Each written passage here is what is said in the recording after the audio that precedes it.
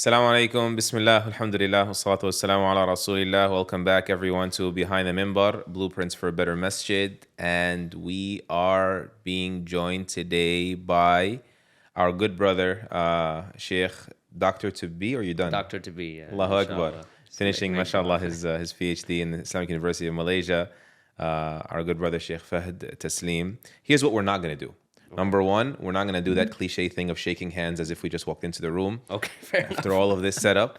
And secondly, real quick, we're not going to forget to disown this brand. I have no idea anything about this except that I'm very appreciative and grateful. He's not responsible for anything I say, and I'm not responsible for anything that has or will be published on this podcast. Jazakallah khair, my good brother Faris. I was just introduced to him, and he said, "Stop right in." And we ask Allah to bless his family. He just had a newborn. We ask Allah to make her of the righteous. Ameen. 3 days ago, and he still accommodated us on my short trip here to Houston. So I'm not going to sort of also get cliche or platitudes about the bios because people zone out, and they'll go check another video right now as I'm doing it. But I do have to say, of course, he's a researcher and instructor at Sapiens Institute, which is like a sister organization of sorts, at least ideologically, in terms of Yaqeen Institute's type of work, apologetics and sort of crisis of faith management, and also solidifying the faith of the faithful. And alhamdulillah, Allah has blessed you to put in years of work there, and even you've published the book, no doubt, how to have yaqeen, right? I'm going to say the word yaqeen instead of certainty. Sure. I'm going to plug in. I think the official title was something to the effect In an age of uncertainty. Yeah, certainty in an age of uncertainty. Okay, yeah, mashallah. So, finding certainty in the age of uncertainty. Yeah. That's the subtitle. The title of the book is No Doubt, so do grab it. Alhamdulillah, you're, mashallah, very well versed in so many subjects, and I would love to get a discussion at a later time when we have the bandwidth on faith issues and imams, how they triage maybe crisis of faith and the ideal way, what to own and what to outsource. Sure. And maybe just some very high level, but alhamdulillah, you also have your degree in business management and otherwise Islamic theology and spirituality is a passion of yours. We want to talk about keys for a killer khutbah. Oh, wow. How's that? Like Sound that. dramatic? I like that. Okay. I like that. Keys for a killer, so we can call it K cubed. How's that? K3. That's good. Right on the spot. I mean, no, let me not get ahead of myself. And we all know that the mosques in general are to a considerable degree in their infancies. They're still in their formative phases out here in America. We're not investing much money in them. We're sort of overworking our respected imams. But we have a commitment on this podcast, commitment to growth and improvement on all fronts. And of course, the khutbah is a huge front. So how do you feel? How do you assess from a high level the status of the khutbah, its quality? Where does your mind go when you first hear a question like that? Okay, so before I start, Bismillah ar-Rahman ar-Rahim, Alhamdulillah Rabbil Alameen, Wassalatu wassalam ala Rasulil Kareem, amma ba'd, wa alaikum assalam wa rahmatullahi wa barakatuh.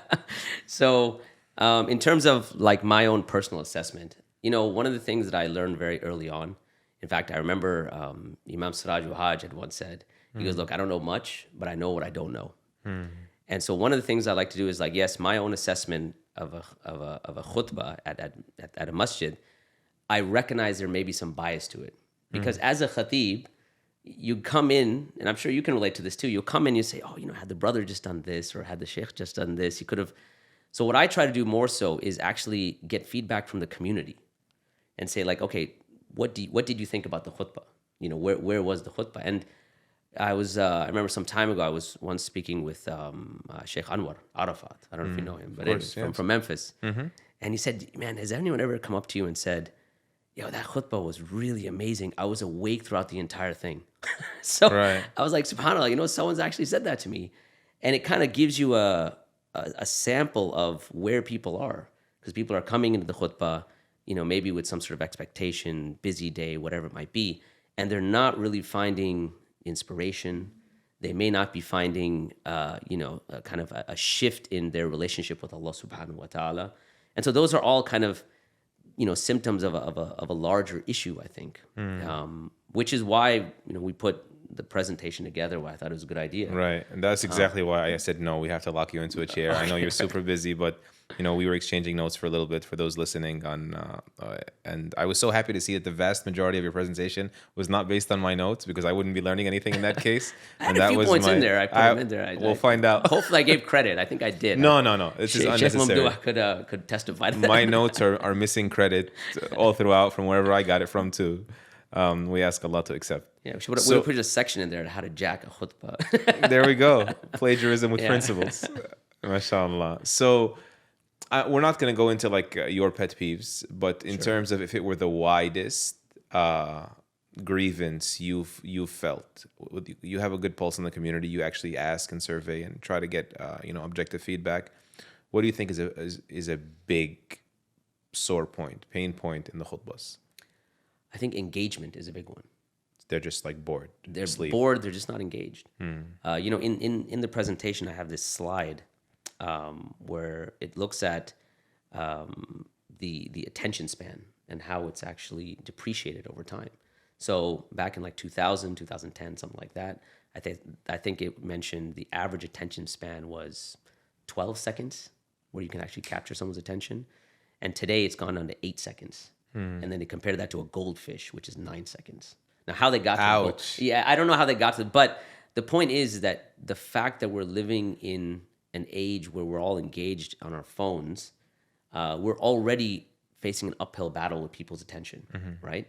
And so with that said, if you're not able to capture attention and keep people engaged, then really they're just kind of going in to do a certain deed and then they're leaving. Right. So for me, it's just, can this khateeb keep people's attention, right? And that's not easy, right? There's a lot that's involved. I think validating that it does take work, and also validating, because someone could be listening and saying that you're going to tell me shorten the khutbah, aren't you? And I would tell them, yes, shorten most khutbahs. But what you don't understand is that we have to teach the people to prioritize the deen. And if they're not going to prioritize the hour of Jumu'ah, right? And I get it. I get the sort of the place from where that's coming from. Yeah. But will they be prioritizing deen, or will it be counterproductive and be pushing them further and further from whatever little sort of spark you can inch them forward with that? Okay. So you want to prepare an engaging khutbah. Right. Where do you start? I know I'm moving fast, but let's be very practical and unpack as much as you want. Where do you go to offset some of the boredom? So the first thing is that as a khateeb, when you're going to take this on as a responsibility, say, look, I have a responsibility towards my community or to who I'm addressing, understand about when preparation starts. And I think this is important because, I get it. Sometimes you'll get a call the night before, like, we need a replacement khateeb. And, if you've been doing it for a while, you can recycle something, fair enough. But if you're a novice, if you're coming in this new, or like you haven't done too many khutbahs, we really want to now engage with the question, well, when should you start preparation? And there's what I would call like a long-term preparation, and then there's a short-term preparation. Long-term preparation, what I mean by that is having diversified reading.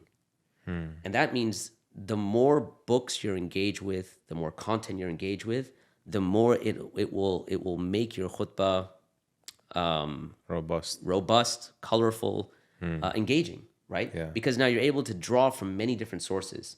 So when I say diversified reading, I think one of the examples I gave in the session we did was that I actually took from a book by Douglas Murray, of all people, right? And he's not a friend of Islam by any means, and but he wrote some very interesting points in how he was able to phrase things and just talking about the current, I guess, woke culture. And I was able to take a few points from there. There's a point we took about the gay sheep, which, if you want to know about that, you have to talk to me about that later. But, and so diversified reading on a long-term basis to make sure that you're reading across the board. So you may be interested in a very specific area, history or fiqh or, hadith or whatever it might be, but kind of forcing yourself to read different types of books. That's the long term. Then the short term. So should you prepare a month out? Can I echo that point? I remember one of the most competent intellectual khateebs, and it's just to reiterate that it's not even just about you not being a specialist in your academic field. It's just even your passions, your line of work. Yeah. So the masjid was letting him go, and they were looking for a replacement and talking to me about it. Okay. And they were saying his problem is that, like, you go left, you go right, it's always the same subject. It's repackaging old wine. And he has so much more, but he just, the curse of knowledge, right? He's just in this. So sometimes, it's even a modern subject, sort of a spicy subject or sort of an animated subject. But one of the things, ever since they told me that, every once in a blue, I try to open the playlist on YouTube of my masjid. Right. And I look at my khutbas and I say, what's the pattern here? Right. That's excellent. So you don't want to be too predictable, right? Not just in the structure of the khutbah, but the overall sort of the subject, the concept itself. Right. Because then you create a certain image in people's minds that Islam is more this than anything else, or just this, Allah forbid. Yeah. And, I always think of the hadith of, this is also the part of the amana overall, but of what is the cognitive image you draw in people's minds based on your da'wah narrative, right? Like, what picture are you drawing? Are you drawing a picture of Islam is just fiqh, Islam is just pre-modern, Islam is just stuck on law, Islam is just about the feeling, right? Reductionist. Yeah. And the hadith that always reminds me of that is, it's subtle, but it's profound. The Prophet ﷺ walked into a masjid once and someone was giving khutbah. And like obviously in a sort of ancillary or like a neighborhood masjid, a smaller masjid or something. And the man said, وَمَنْ يُطِعِ اللَّهَ وَرَسُولَهُ فَقَدْ رَشَدْ. Whomever obeys Allah and His Messenger has been rightly guided.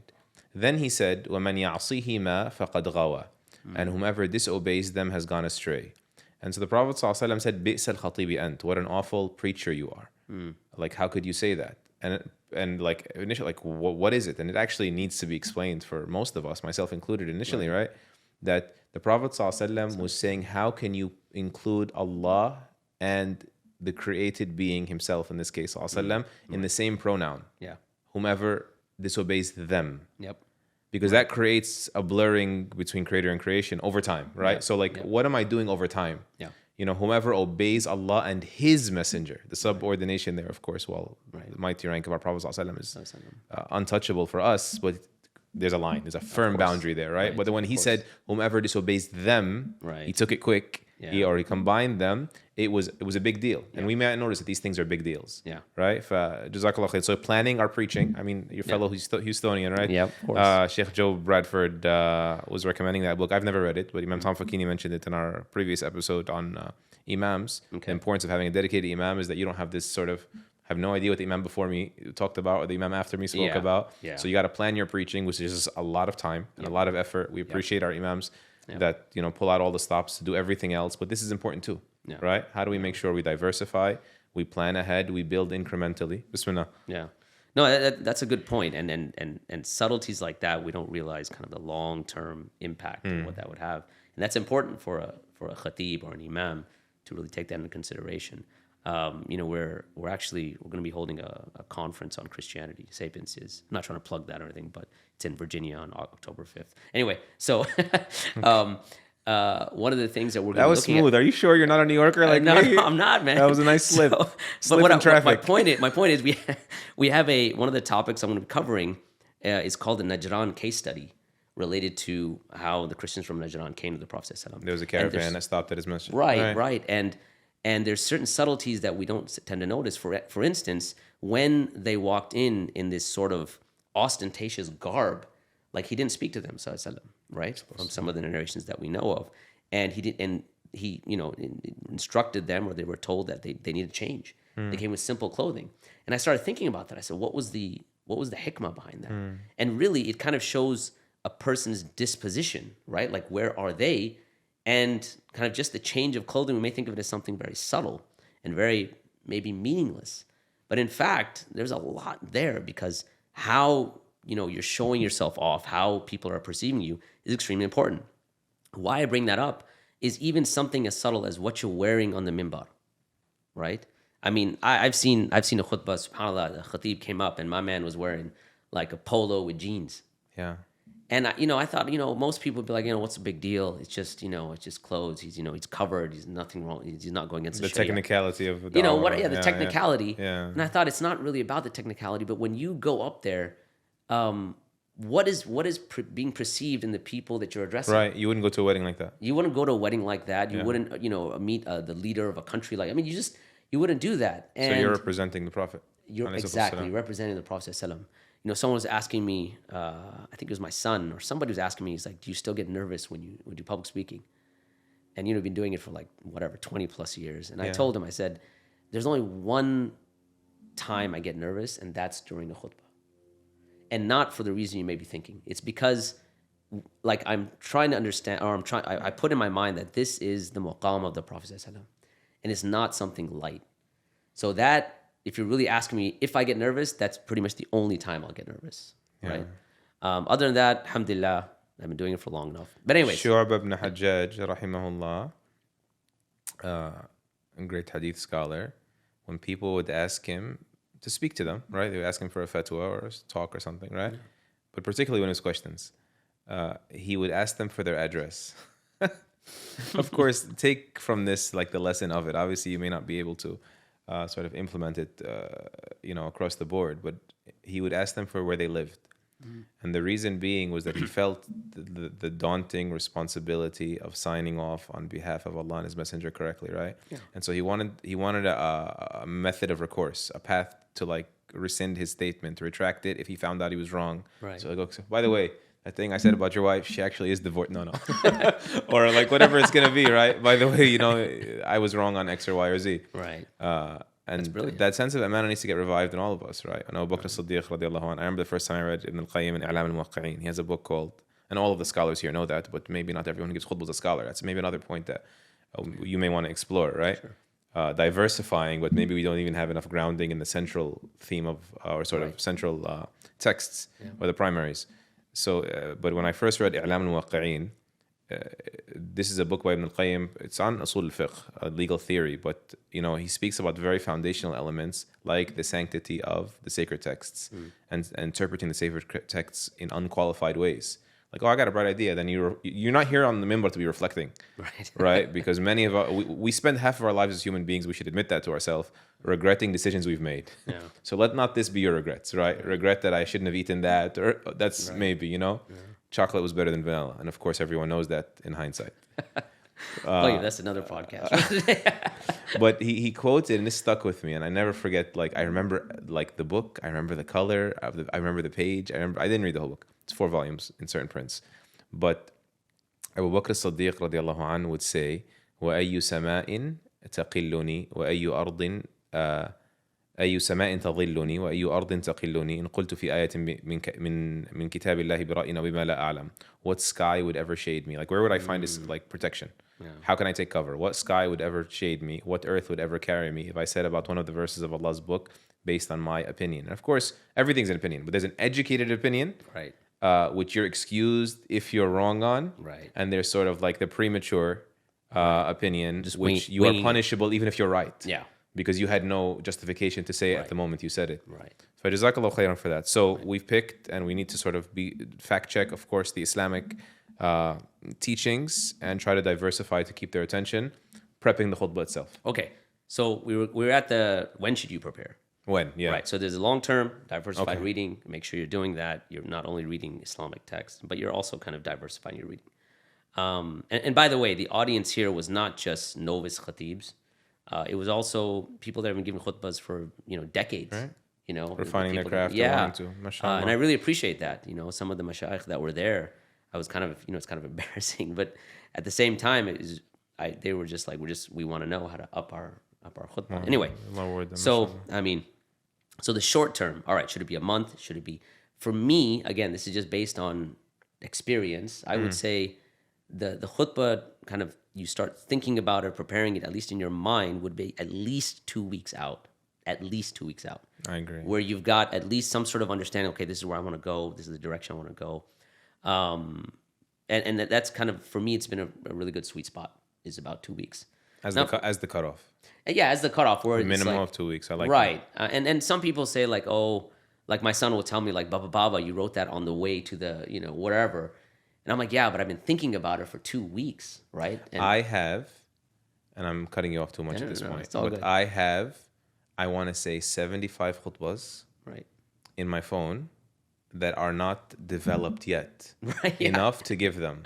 Yeah. And so when I feel like, oh, this one is mature, the baby can come out now, Right. and it'll still be flawed, but at least you've done better work. Yeah. There's another benefit to the 2-week rule I have. Okay. I didn't know you have a 2-week rule. Okay. But the 2-week rule also makes sure that I'm not in an echo chamber. So Right. like if a family just came to me to complain of their marital dispute, I don't go passive aggressive in the khutbah. Or there's whatever is currently trending in the social media Muslim drama world. Right. You don't address that. Or if sort of there's a bottleneck between the imam and the board. Right. This is not the place for it. Yeah. Right. And so I always say anything has happened in the last 2 to 4 weeks, not touching in the khutbah. Yeah. Khutbah has to be something Right. from outside of that. And you see that a lot. Yeah. With very seasoned speakers, by the way. It's Like, hard it to just snap happened out of it, recently. man. You're in the ER, right? Yeah.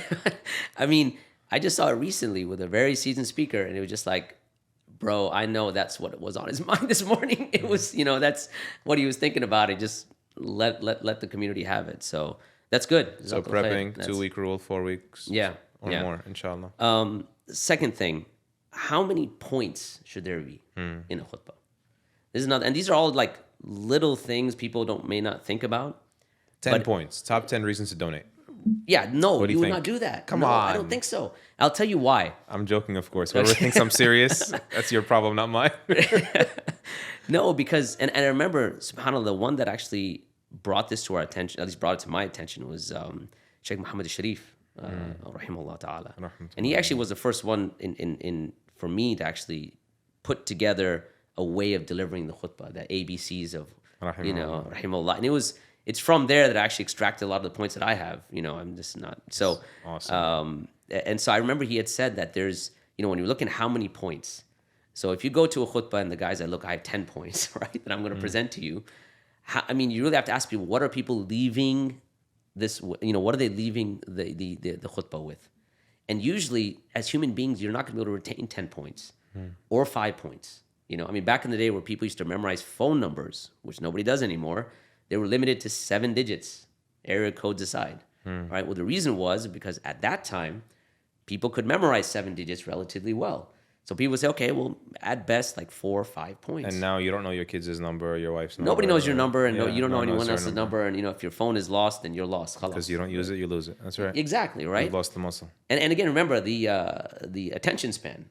So when I told people, I said, look, the point at maximum you would want to have 3 at maximum. But if you can have 1 point, that's what Sheikh Mohammad Elshinawy, rahimahullah, what he talked about, the star moment. Something they will always remember. Something they Will always remember. Nice. Star moment. So if they have a star moment and they're taking that out of the khutbah, then you've done your job. Because most of the time, even let's say a khutbah that's delivered and it's very passionate, it's very good, people are engaged, and you ask the person, what was the khutbah about? I don't know. No, But they'll tell you, it was about Islam. Yeah, that's what I mean. Like, I'm not exactly sure. Something Islamic. But it was good. It was really yeah. good. And really what you want people to take something that, will kind of carry them through for at least for the rest of the day, at least, right? So that was something that I benefited from a lot, is that just having one central point. A lot of khateebs, they don't do this. They'll bring in 4 or 5 different take-home points. I remember one khateeb I was at his khutbah, and he would keep on using the phrase, and also. And I started thinking, I'm like, I should ban that phrase from that. Like, they should not be using this Public phrase service ever. announcement. Yeah, like, please, as a khateeb, don't ever use this phrase. Like, And then I walked out and I was like, okay, I understand the message you're trying to deliver, but at the end, no one's really taking anything from that, right? And if you're non-khateeb, or you have sort of khateeb colleagues that you have enough sort of connection with them to offer a correction. Yeah. Share these things with because sometimes the most seasoned people, they just get sucked into this stuff. Like, it's normal. Yeah. One brother, I'd like to think that I attend public speaking seminars and I read up on this stuff, and otherwise, one brother came and told me like one day, like, where exactly were you going with that? I was like, oh, I appreciate it. I'll clarify where I can. Another brother told me, why do you keep scratching your nose every 3 minutes? So I was like, well, you have a pet peeve. He's a pathologist, actually. Oh, okay. All right. So he's locked in. But that is helpful. To be like, when I attended, AMJA had one of those day after conferences. They have the Imams conference, and then they offer on Monday every year a different subject, whether it's counseling, sort of inheritance laws, and they gave public speaking. So they got this guy who was very high end, a non-Muslim, specialist. He knew the madhabs of public speaking. Like he says, yeah, there's this school and there's this school. And sort of like one of the standards is that in sort of PR, because he trains people on media training, he trains like CEOs, he was training like presidents of small countries, things like this. Wow. Real impressive guy. Wow, okay. And he would say like, for example, Barack Obama, if you ever notice when he speaks, he goes like this. He clasps his index finger. You know why? Because he must have had a pointing problem. And it's pretty much a standard that you don't point at certain levels. Aristocratic, this is not appropriate. Right. We may do it all the time in the Jummah. No, Malaysians don't do it. Yeah. So he says the way they must have stopped him to doing, because he couldn't stop doing it, they probably told him, grab this finger so you never slip. Wow. So he goes, you'll always catch it. I was like, wow, how did you know that? Another thing, I'll mention to you two quick things he brought to our attention that I found were like watershed moments. Right. It was all imams. Like he said, people that have been given khutbah, most of them for 20 plus years. Right. Some of them were in their 50s and 60s. And he said to them, don't tell me what it is. I want you to think of the best talk you've ever heard in your life. Yeah.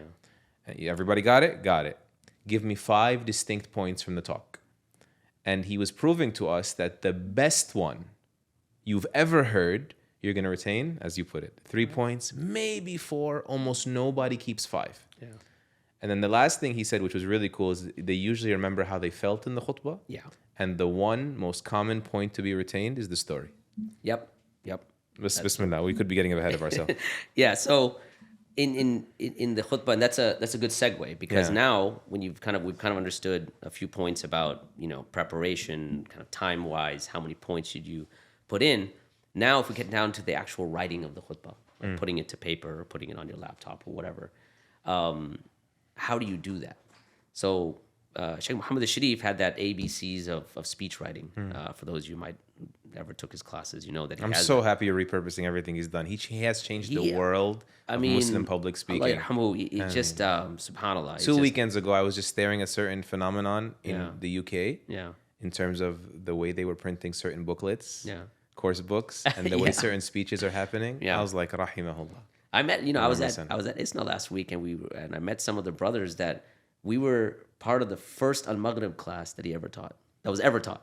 That was the Dar al-Hijra? No. That was in Maryland. College Park. Al-Huda. Yeah. Dar es-Salaam. And we were just reminiscing. It's like at that time, it was so revolutionary to have a poster like graphic design with a spin on a movie title or something right? like that. And we just, it was Tafsir al-Juz Amma, and it was, it was the first time, and it just kind of revolutionized. You were saying the ABCs.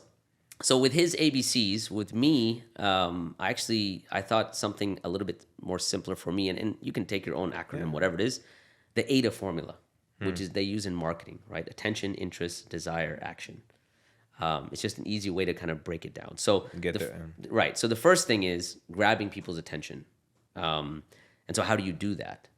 So a lot of times, one of the things that I'll see is that you have, for instance, you mentioned stories, and I'll hear a khutbah, and it's kind of the person's making their point, and they have a story, but the story is, let's say, 20 minutes into the khutbah, and now with the story, it's like, okay, now people are actually engaged. If they had been engaged up to this point, they have been, right? It's a high risk maneuver, right? And had he just taken the story and moved it to the beginning, it would have been a completely different khutbah.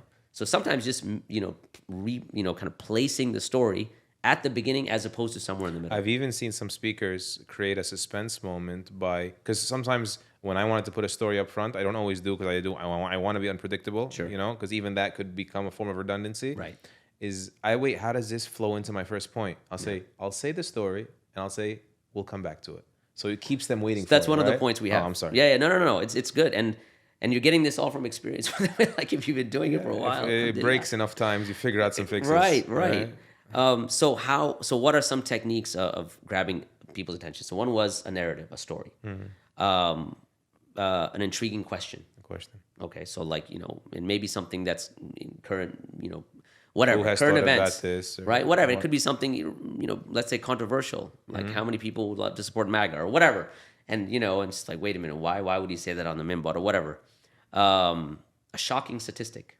Like 24% of Muslims in America have left Islam, or whatever sort of statistics you get, and you go on. So people now immediately their attention is yours. You've got them. The hook.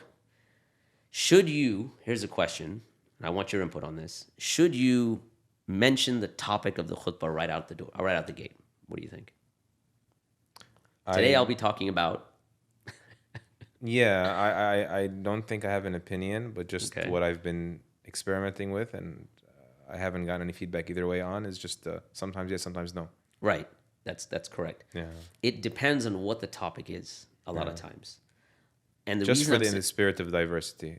right. Yeah. What But here's the applies here, thing. what doesn't. Yeah. So a lot of khutbah trainings, let's say 10 years ago, when I would go to, they would be like, make sure you introduce the topic right at the bat. You know where that comes from? I mean, you probably do. Let me stop being so arrogant. No, go for it, But please. like what people may not realize is that comes from not differentiating between the written form Yes. and the spoken form. Exactly. Like this I can't believe I'm forgetting his name, but this public speaking trainer and media trainer that we went to, he said, I want you to think of some of the most famous speeches in American history. Yeah.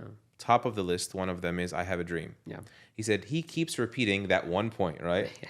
Over and over and over again throughout his speech. Yeah. He said, and it's so charismatic. It's so, enamoring. Right. He said, do you know if you wrote that in an essay, that the thesis sentence of every paragraph, I have a dream, Right. you just get a big red Right. X on You your get an paper and F, throw it back yeah. in your face. You get an Yeah. F, right? And so differentiating, and this is just one of the many ways like we need to differentiate between what is being read versus what is being heard. Exactly. I'm sorry. Exactly. No, that's right. You're right on point. Yeah. Because sometimes yes, sometimes no. And here's the let's say the collective cognitive effect when you introduce the topic right off the bat. If you say, today I'm going to be speaking about X, whatever it may be, I'm going to be speaking about Salah. Now, what happens cognitively in many of the, let's say, the audience members' minds is that I already know about Salah. So now it's nap time. I just had lunch. No interest there. Masalam. Right? Like I'm out of here. He better finish on time. So Right? I He get better my finish pizza. on time because exactly. Or I got to get back to work, and you're not. So now instead of grabbing their attention, you basically said, "Here are the keys, and you can go to sleep now," and you're gone.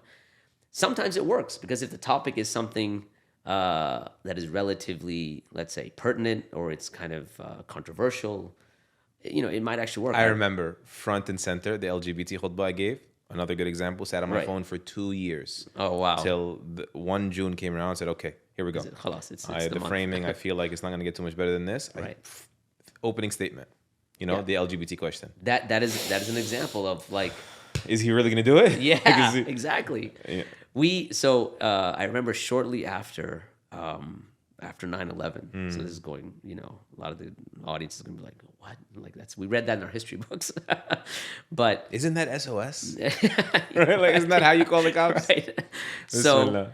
So subhanallah, and I remember I was in Houston, and one of the khateebs, and the guys in Houston know who he is, but he came out and in very just straight up fashion, he goes, today's topic is jihad fil Islam.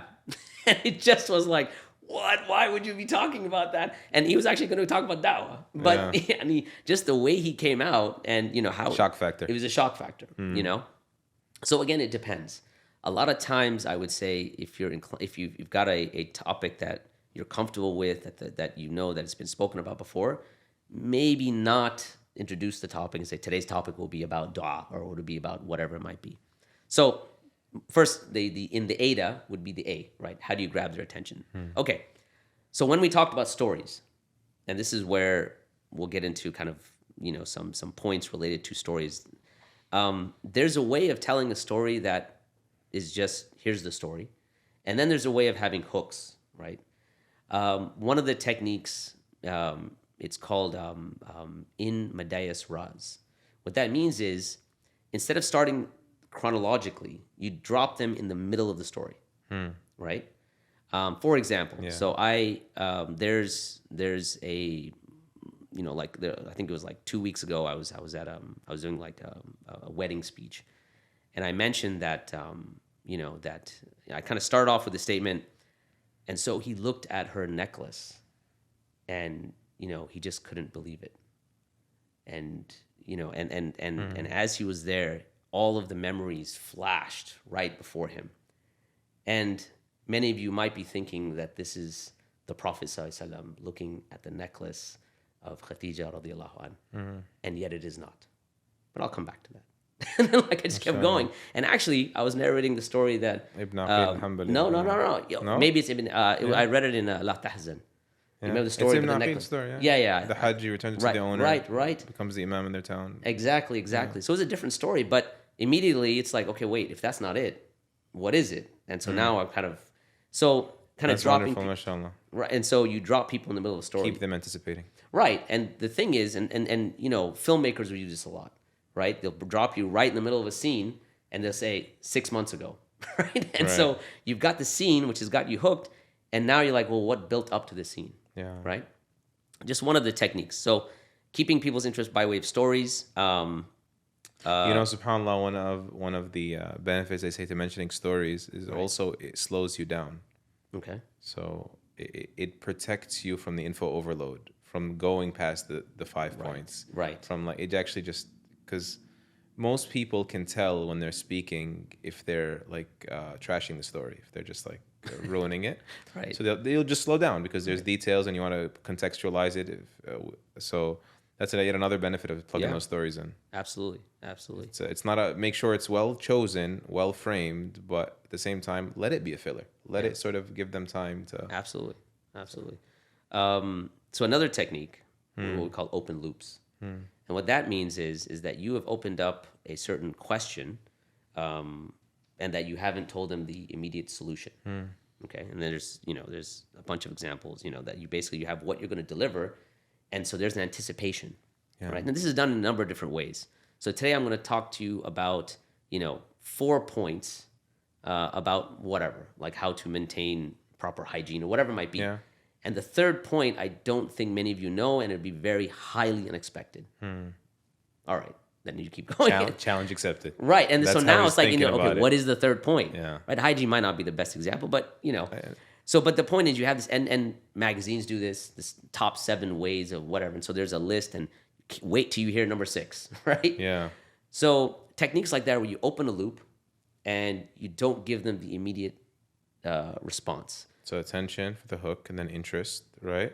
Right. So we're still at attention, by the way. So in the AIDA, this is still the attention. initial one. Right. Got it. Actually, this is still attention. Okay. So you've got this open loop. So See, the AIDA thing worked. yeah. Now here I am, right? So you've got like, wait a minute, where are we? And it's prophetic, right? Right, Prophet says right. 7 types of people will be under his shade. 3 qualities you need to taste the sweetness of faith. So he has you counting with him. Exactly. Yeah, exactly. And by a separate point is that a hadith which mention numbers are actually perhaps sometimes a khateeb's best friend, because you've almost got the whole thing written out for you, right? It's just a matter of like, do you have to use the same order? No, you don't. You can start Which deserves more time, right, and so on, and then you can build expectation, right? So the idea is this. SubhanAllah, I remember clearly. I think it was Sheikh Abdul Razzaq al-Badr al-Madina, hafidhahullah. He said that the Prophet ﷺ, or may have been Sheikh al-Munajjid, fakkallahu asrahu, he said it was from his great wisdom, the world's greatest teacher, that he would mention the number before the numbered. Like he'd basically tell you, here's the number, right? So you can do counting with him before actually what he was numbering. Yeah. But it's a game changer, right? Yeah. Sounds so simple, but right. Yeah. I mean, number. Yeah. there's a cost of not appreciating it. Right. So those are a few story techniques. I mean, we could go on. There's many that you could do, but I'm just for the sake of time. The second thing is when you are narrating the story, how are you narrating it? And this is where maybe some experience, but there are certain things that you can even write into your khutbah that will allow the way you narrate it just to go up degrees. Yeah. Okay. Certain figures of rhetoric that you can use. Yeah. Okay. Which a lot of times, when we think of like beautiful language, all right, the first thing that comes to mind is Arabi. Okay. Like the way it is. And then, if you study balagha, and but when you think of English, you don't think of, beauty generally. Yeah. Right? Like, maybe people that study poetry. You got to go out of your way to be flowery. Right. Yeah. And we don't think that English has rhetorical devices. And yet it does, if you look at like speeches, historically. For instance, there's one called diacope. All right, so a diacope is what's known, you have an ABA format. And we hear it all the time. So burn, baby, burn. Home, sweet home. Yeah. Bond, James Bond, right? And these are all things that get stuck in our mind. So you have an ABA format, and then you have the AABA format. So Martin Luther King, free at last, thank God Almighty, we are free at last. we don't think much about it, but those are the things that really make how we're presenting the narrative or our speech. It kind of ups the game, right? So that's known as a diacope. You have another one called... Do you have any example that they can actually use in the khutbah? Because if anyone says burn, baby, burn, I'm going to have to delete the episode. And it's going to be all your fault. I'll have to think about it. I have a few more, like, for figures of rhetoric. I got one. Okay. I swear, just now. Okay. You shut it down if it's no good. No, absolutely no. Right? That would be ABA. And that's actually how I usually translate, because I don't have a better way of translating kella. Kella is not a no. Right. It's like a catch you, no. Right. And it means absolutely no. No, yeah. That sort of thing, right? So try to like position it in a way to indirectly tell them this is a big deal. Right. This is not a passing sentence. And it fits with the English diacope. Diacope. Yeah. Okay. Yeah. I got to think of a better one though. That was kind of like there's a bunch, and as you go through KG level. Those I'll are get a better what one. I'm saying is you could write this in as you're writing your khutbah. Like, I'm going to place this here. Nothing wrong with that. You're right. I mean, some people say no, it has to come naturally, has to be organic. Why? Why not? Wallahi, most of this, like even outside of Jumu'ah, I got to a point where I write J/K in my notes. Joke. Because I felt like, for example, this is too stiff, too long of this. Right. And also, needed. and the opposite end as well. I have so many regrets of like distasteful jokes I've said because they were impromptu. I was thinking on my feet. So I don't joke anymore in public speaking. You actually I'm outing myself right now. But for the most part, like I may sort of be a little bit, playful, but like I'm not going to actually say a joke unless I've thought about it well. Right. Because there's like a lower and a higher threshold here, right? It could sort of be out of place and inappropriate. Right. And it could also be that's too low, too rigid, needs some livening up. Right. Right. No, that's a good point. That's a good point. And it just goes back to the point of like, look, you can write these things in. Yeah. But Jumu'ah, let me just say, Jumu'ah, you're not supposed to be trying to make people laugh in khutbah. Let me just double down on that. It's just an example of sometimes if you're not good at something, just pre-plan it. It'll become natural. It'll become an acquired skill. Bizabt. Yeah, Bismillah. absolutely. So another figure of rhetoric, what is known as the antithesis. This is where you use opposite words and you kind of just collect them, right? So the example I have here is from Charles Dickens. It was the best of times. It was the worst of times. It was the age of wisdom. It was the age of foolishness. It was a season of light. It was a season of darkness. Okay, so now before you ask me, do you have an example of that? I remember many years ago, and this is probably why this stuck with me, Sheikh Safi Khan out of the Al-Huda community. Of course. Hafidullah, may Allah bless him and increase him. Ameen. He did a khutbah on death. And the statement he gave, because brothers and sisters, death doesn't care. It doesn't matter. It will overtake you. It doesn't matter if you're young or you're old, if you're young or you're poor, if you're male or you're female. It doesn't make a difference if you're a amir or a fakir, or if you're an alim or a jahil, a prince or a pauper. Death will not discriminate. And I still, like, to this day, and this khutbah must at least be 15 years old, but it stuck with me. So that's an example of an antithesis where you use kind of two terms that are opposite and you pile them up back to back, right? Again, it's just kind of bringing up the level or the rhetoric of your, or the rhetorical beauty of your khutbah. I mean, I'm a graduate in English literature, and I want to swear to everyone that like the lines that are best crafted in my talks are pre-written. Like there's probably 3 or 4 of them the whole khutbah, but if I want to make sure I segue correctly, or I want to make sure that they don't misunderstand me, sometimes it's controversial, sometimes you need to be nuanced, and you don't have time to think on your feet, you write them. Right. Don't hesitate to write. I sent this with Dr. Osman Al-Marji in the last podcast, that I used to not respect any khateeb that reads off of paper. And no, there's a sweet spot here, right? Sure. Like gathering your notes and crafting your narrative is an act of ibadah and a respect of your audience.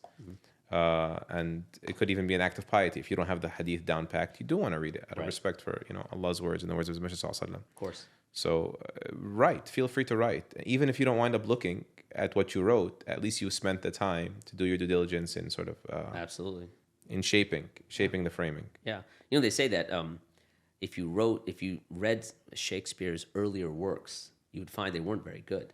It wasn't until he actually studied figures of rhetoric and he would write them in, and he learned the art of these particular figures. The best writing is rewriting. Yeah, and right? So how about speaking? Yeah, it needs some. And so it just goes to show. I mean, these are, again, we may think of them as kind of superficial, or like why would who cares about having that in the khutbah?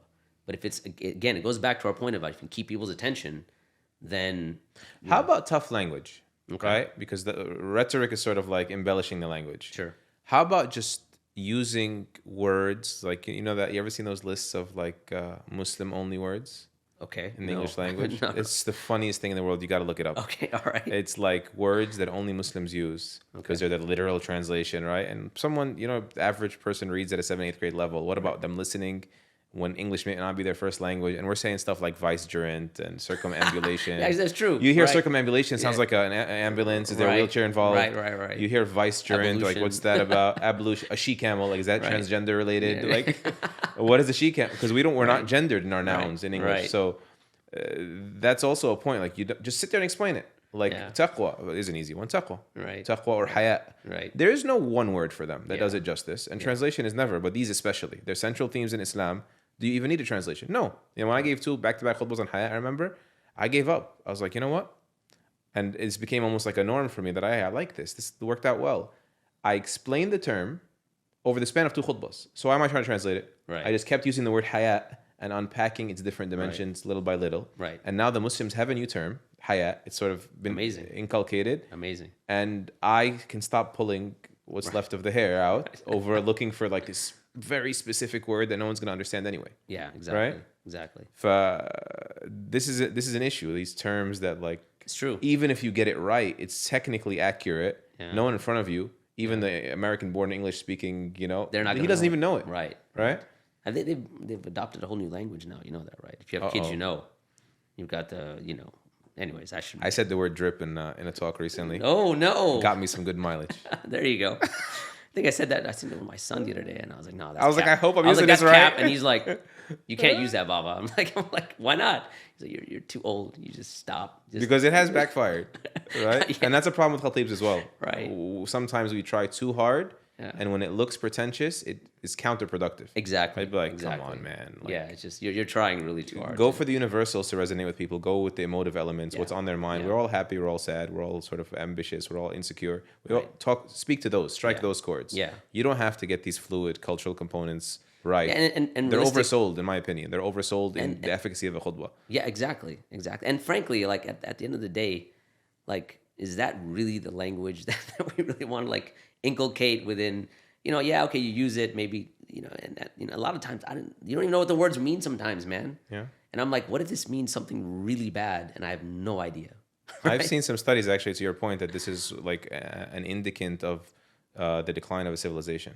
Yeah. When the language deteriorates, Language, which means yeah. the mindsets have become more and more superficial. Right. Which means sort of people will spiral down. May Allah protect us. I mean. On that note, though, Please. you reminded me about something. A mistake that many khateebs make. They don't translate. They forget to translate. Yeah. Allahu Akbar. And I'm like, okay, so I understood it. But if, let's say, people here do not speak Arabic, Yeah, that gives me pause as well. you know, you're just like, you never translate. And he moves on to the point, and then everyone's like, wait, what? Wait, did he? Like, what did he say? Yeah. Right? It was almost like the service chopped for a second as a listener. Yeah. It's like I missed the whole... Yeah, because you Yeah. just, you know, and I'm like, oh, that was, you know, because sometimes I'll walk out of a khutbah and like I'll talk to my wife or something, or, and, you know, whatever. And I'm like, that was a really good khutbah. And they're like, you know, I missed the part. I was like, oh, he didn't translate that, you know? And you don't notice it, but, you know, people that are listening. So I think I've actually advised some mashayikh as well. I'm like, you know, Sheikh, you forgot to translate. You got to be... You know the idea of what Mujahid ibn Jabr, rahimahullah, Ibn Abbas' student, radiallahu anhum, he said, لا يتعلم اثنان, 2 people will never learn, مستحي ومستكبر. Someone who's too embarrassed, too shy, like to step out of their comfort zones, Right. and someone who's too prideful. Yeah. And I think sort of there is some awkwardness to practicing your khutbah, Yeah. or like doing it offline to a kid, Yeah. to a mirror, record it and send it to someone. But if you can get past sort of the sense of inadequacy there, Yeah. like I think of who were the grounded mashayikh in the U.S. that really, you know, punctured the Muslim mainstream. Yeah. A lot of them were those who, when they came back, they didn't settle with the seminary phase of their life. Right. They added another degree, whether it's sort of counseling or management or otherwise, or they added another language. Yeah. Like I remember a few mashayikh, I'm not going to mention names, who their first few years in English felt like to them, not as much to us, they were very self-conscious. It's very hard for them. I want to just highlight that. Right. But they felt like a train wreck, right? For me, I'm like, no, Sheikh, the general idea was there, but he's so used to being articulate, Right. Like Right, of course. a knight in shining armor in Arabic, and then all of a sudden he's sort of like the peddler behind the army, sweeping up from people and stuff.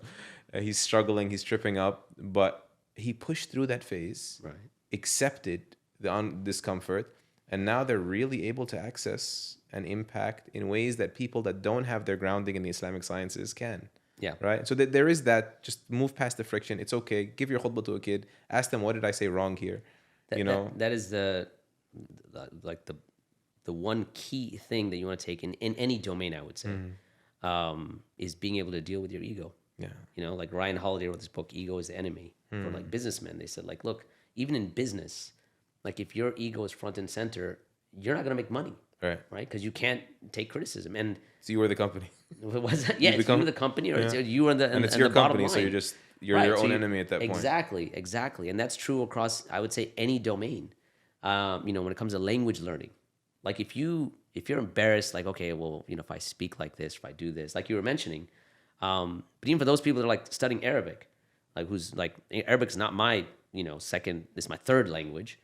And even now I make major mistakes, I'm sure, 100% I know. But at the same time, I'm like, look, if I don't make the mistakes and someone doesn't correct me, I won't learn. It's like, okay, whatever. I'll make the mistakes. It's okay. And your earlier point about someone coming up to you and saying, here's a few things that you could have improved about your khutbah. A lot of times I'll pull those brothers over and I'll be like, you are the one person that I think I appreciate the most. Yeah. Because you don't benefit from praise. You can be harmed, but you won't benefit too much. It's a little bit encouraging. Right. But it's really the sort of the constructive, respectful criticism that brings you to better places. Exactly. And there are brothers at Champions Masjid that I know they're going to come up and tell me, like, these are the 5 things you did wrong, or these are the things you could have improved. And I really appreciate that. And I always tell them, I said, tell me more. You're looking out for me. Yeah. Because, they're looking for my improvement so the community can benefit at the end of the day. So anyway. So I think we have at least another hour of content on this, just on this, right?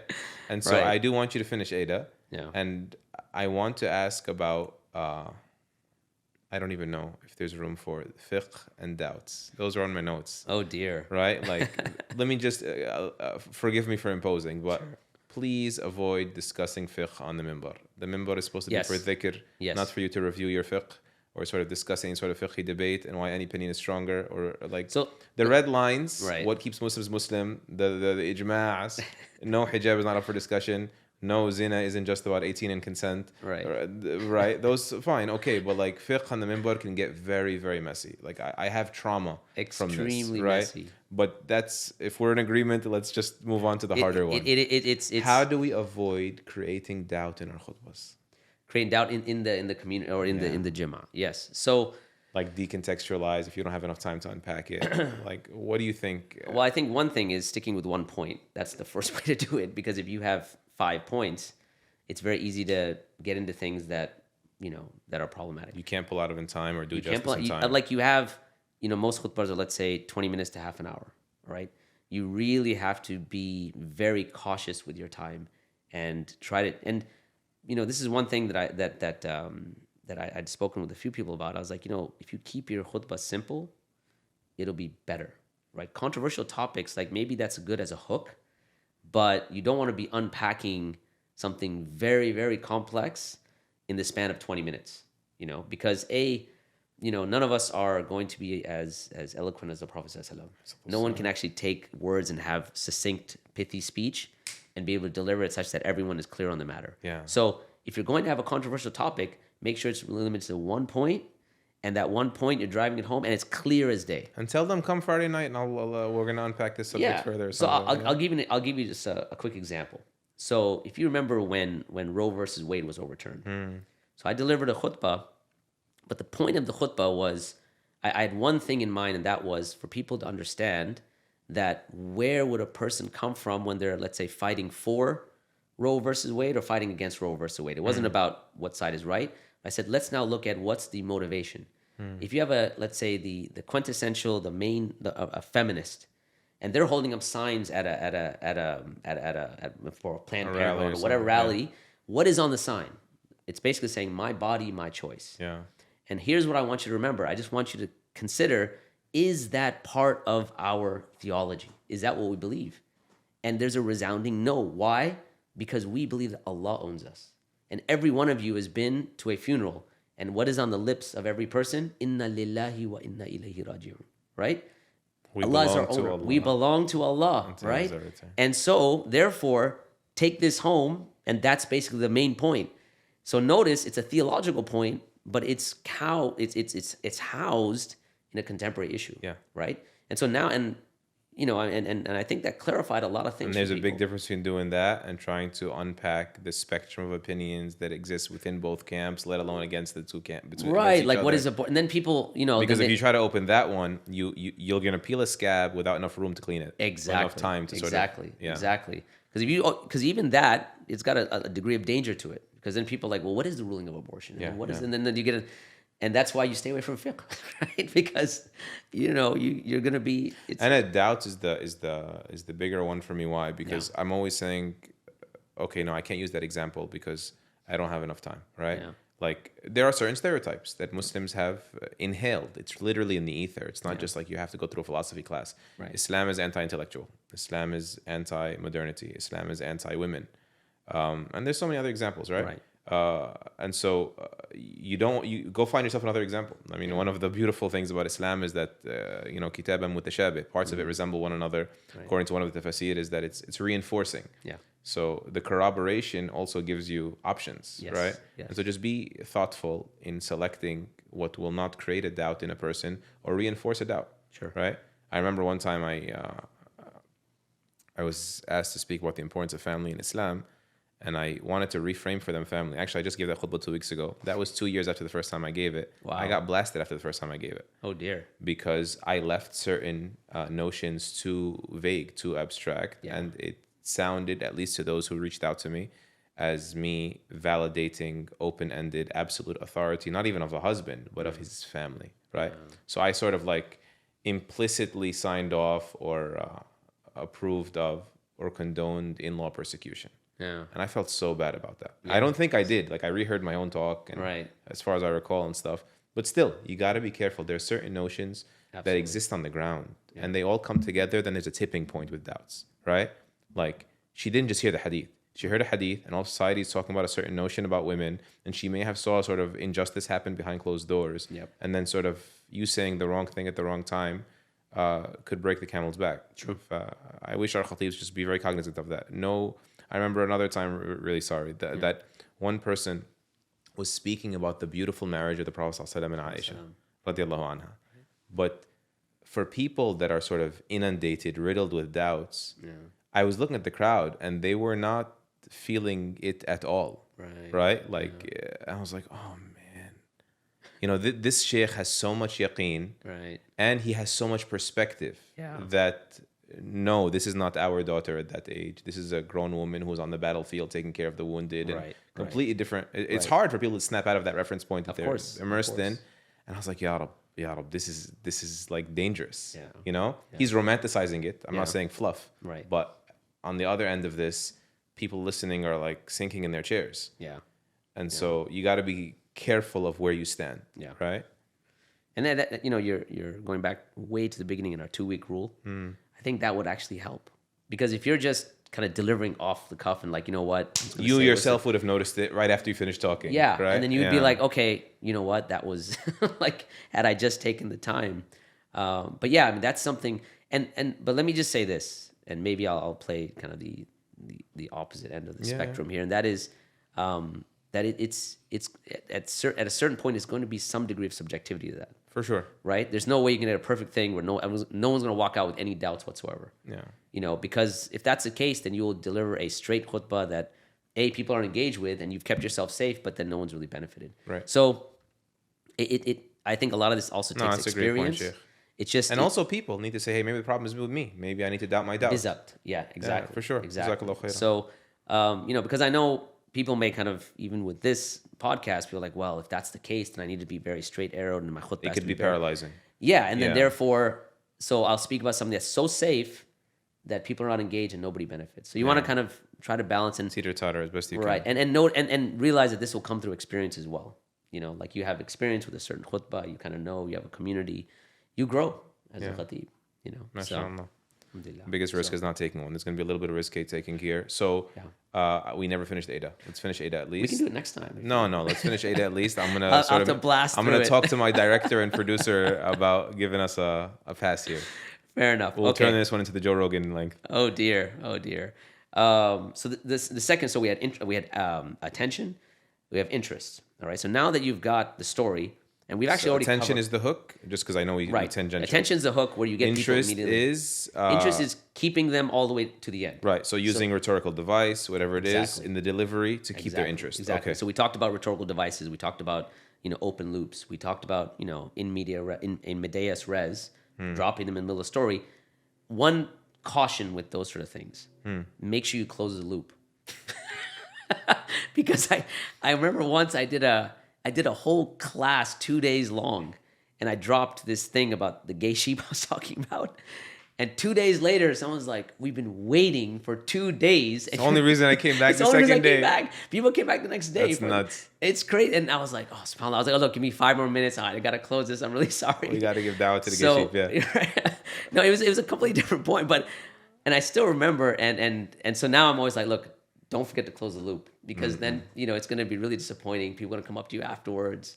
You just make sure you close the loop. Right. So if you open something, a lot of disgruntled, you drop someone in the middle of a story, return to the story, right? Or if you tell them you have 3 points, don't talk about 1 point and be like, okay, and then you're like, wait a minute, the third point was going to be the best. So I don't remember what it was, but I remember one time I did one of these really bad mess ups, and I got on the mic after the salah and I said, "By the way, forgive me, I'm only going to have 30 seconds to say this, but blah." It was better than nothing, right? But it felt really bad. Yeah. So just make sure when you're writing this out, you even write out, okay, I'll close the loop here, okay, and make it a little bit before the end. Okay. One other way, and I'll just kind of mention this just as a practical benefit. There's other minor things that you can do to keep people's interest, right? We're spending a lot of time on this because these are, I think, the two kind of main things. It was the thesis statement you started with, the boredom, right? Exactly.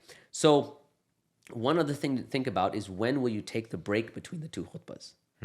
A lot of times what people don't realize is that if you are talking and there's no break, and you're going for, let's say, 29 minutes straight, right? And then you take the break, and then you come back, and then and then you're done.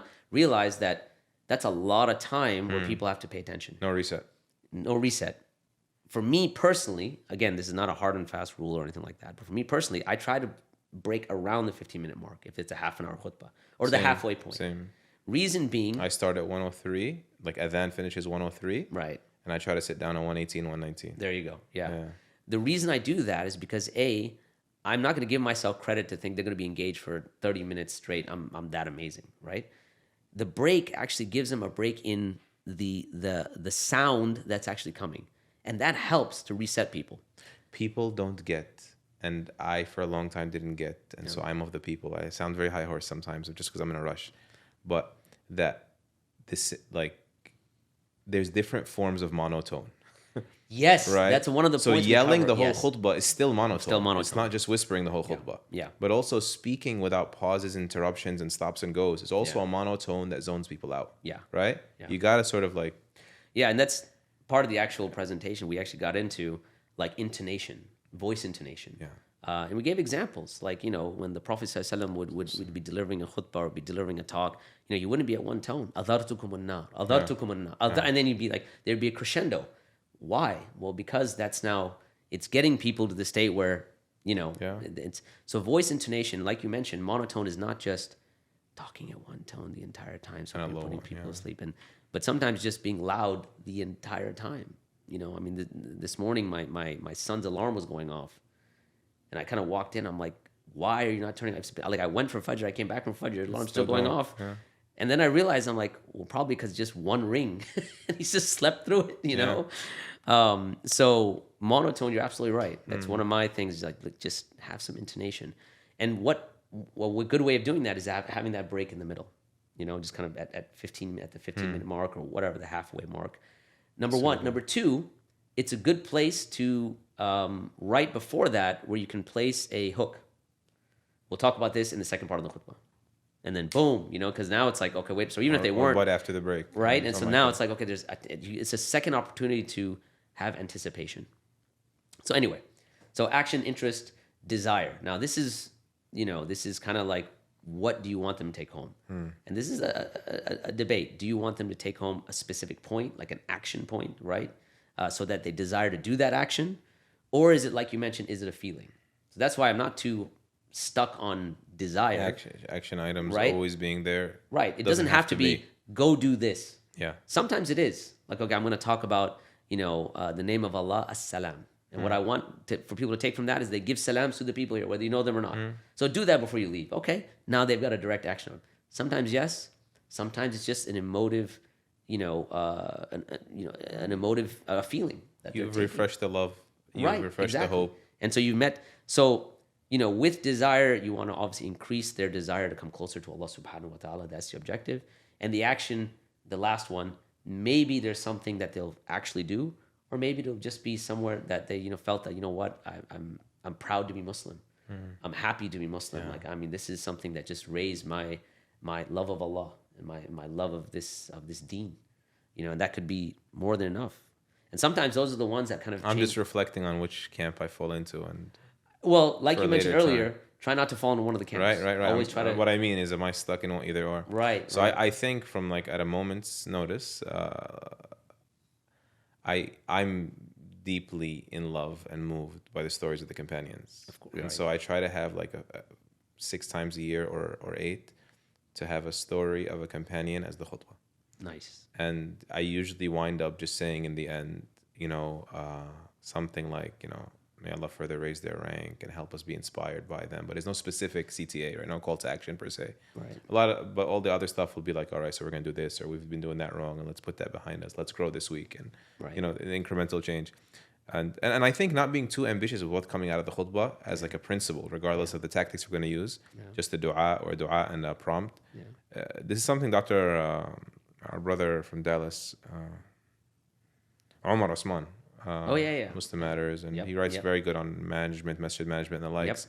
He said one of the problems of the khateebs is that they're too hard on themselves. They want to change the world with a khutbah. Right. He said, if you think about it, if you change the world in a khutbah, that means you've changed the world 52 times a year, which is probably not a good thing. That's an excellent point. I was like, that's pretty witty. Good, yeah. But cleverness aside, it's true.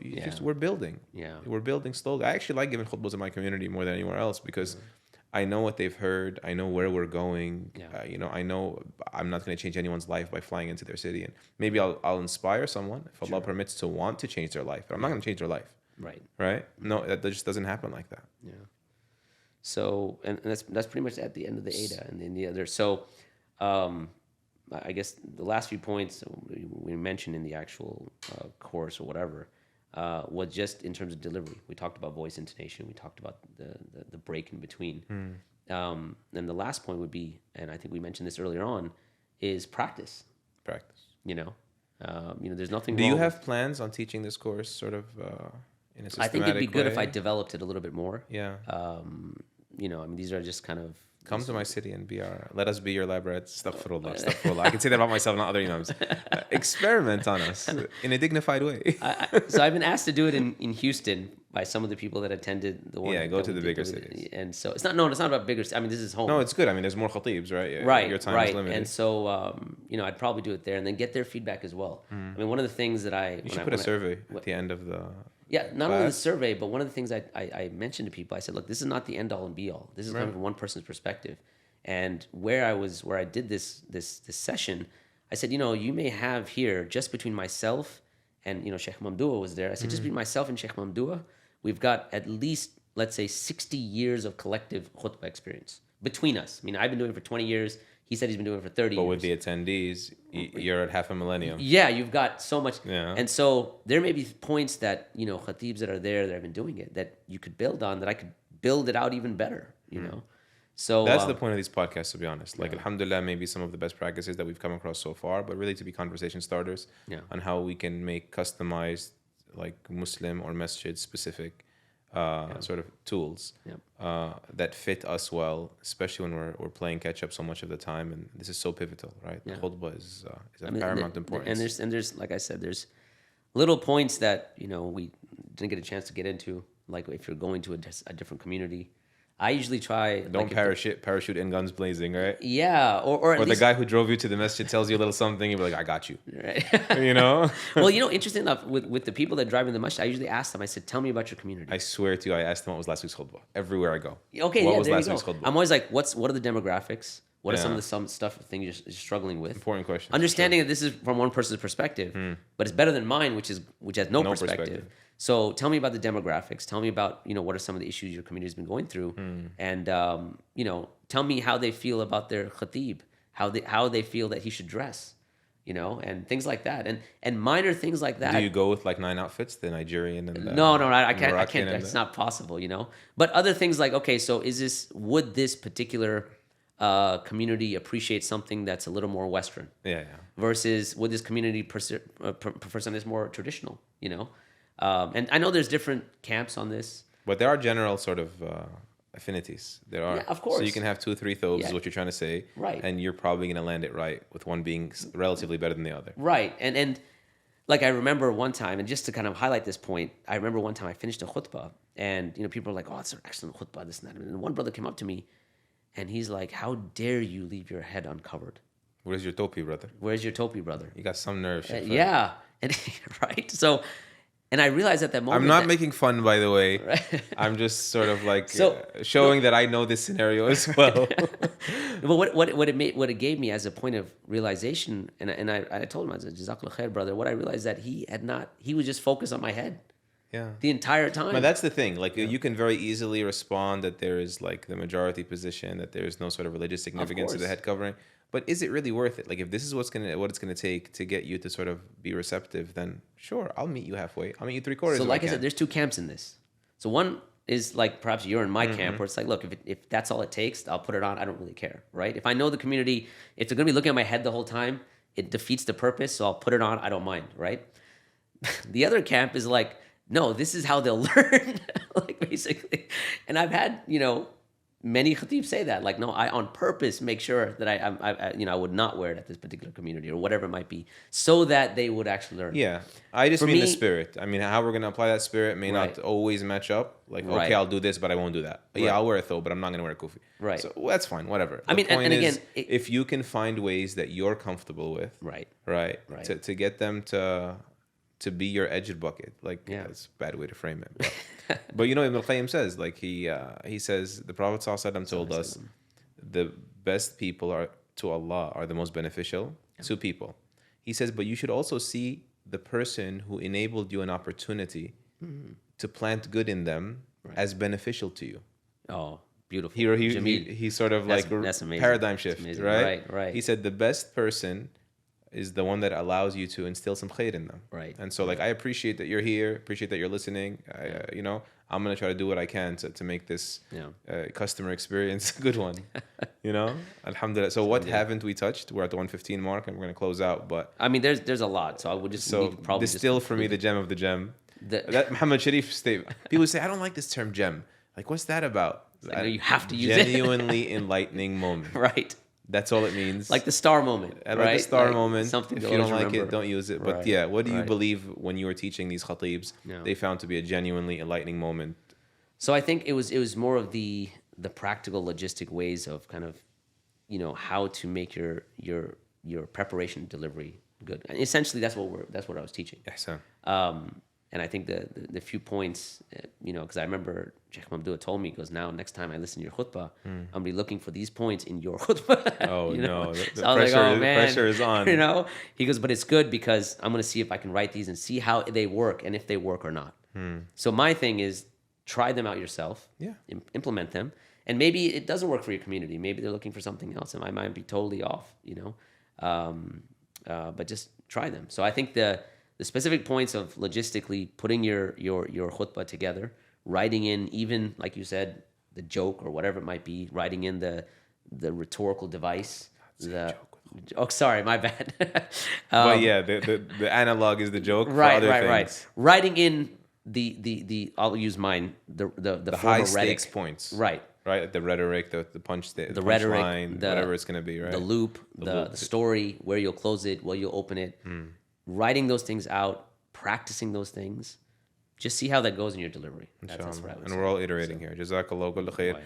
I'm going to try my best to request that as you deliver more and more of these, if they're streamed or anything, I'll keep adding them, editing them into the description of the videos, and they can benefit from your work. Where is your work populated?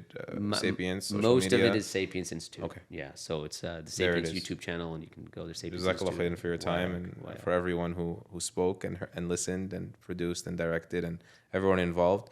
I know I offended a lot of people today. It's because we're really tight, and so like as you can see, we I mean, both of us probably. we're in an offended a echo lot. chamber, Right. and so we got a little bit out of place. Forgive us. Wallahi, we want to see this better, and we're all a work in progress. Bizarre. May Allah honor our scholars and our imams and Ameen. our khateebs and everyone who's trying to inch people closer Ameen. to Allah's pleasure and allowing us to find that pleasure and that forgiveness at the end of our journeys. Jazakallah khairan, everybody. Assalamu alaikum wa rahmatullah.